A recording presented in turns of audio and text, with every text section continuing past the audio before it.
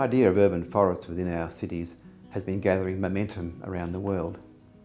Andy Lipkis is the founder and president of TreePeople, located in Los Angeles. He has a very clear view of the value of trees in our urban environment. All the science around the climate and its impact in California is very both scary and real, and we're starting to see the impacts.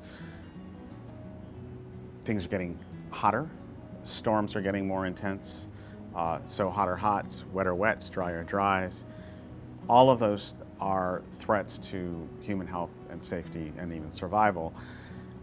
The old standard was to have a healthy city, you want around 25% tree canopy. We're learning now from the CRC, but also climate scientists in the United States, that we need to raise that number, maybe as high as 40% in the city tree canopy cover, in order to protect people from severe heat.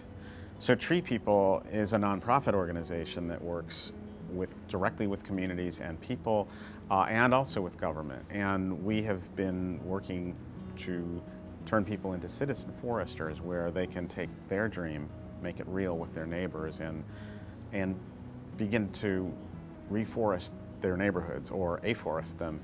And here's where we see trees as acupuncture needles.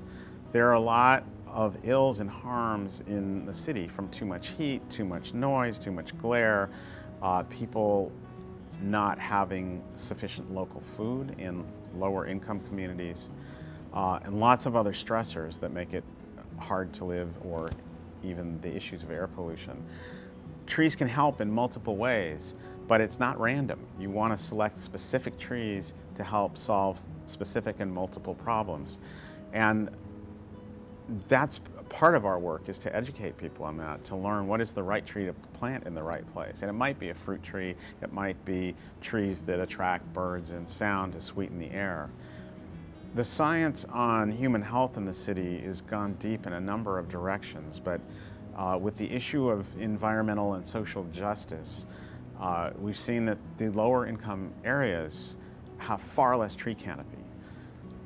When the science said that 25% tree canopy minimum is required for a healthy neighborhood, we have neighborhoods with less than 7% tree canopy. So they're hotter. The incidences of asthma and lung disease are high. And as we engage communities and start to increase the tree canopy, cool them down, filter the air, bring more water, more local food, and especially important is the human side.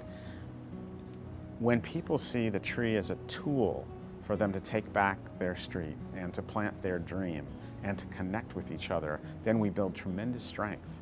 What we found over my 40 years of doing this work, I started as a kid, was that people living in the urban core are finding tremendous solace and even friendship. When there was the space shuttle came into town and they needed to move it from their airport to a museum and had to cut hundreds of trees, people from the inner city areas were so upset.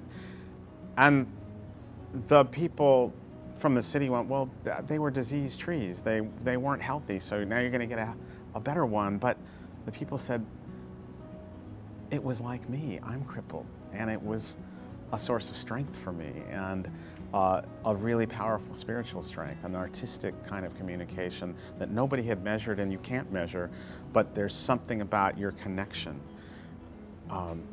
When trees are removed from streets that were people's neighborhoods, they feel like their past and their roots have been cut.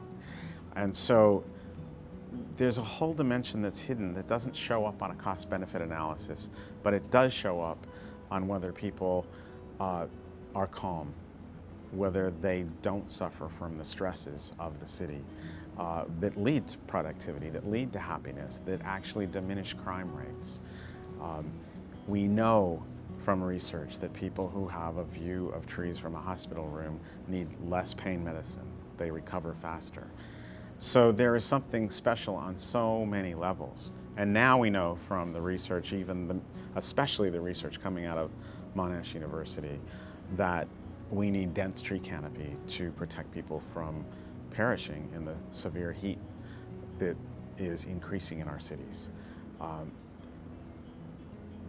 They say that people came from the trees, and now we need to return them to our communities as part of our critical life support system.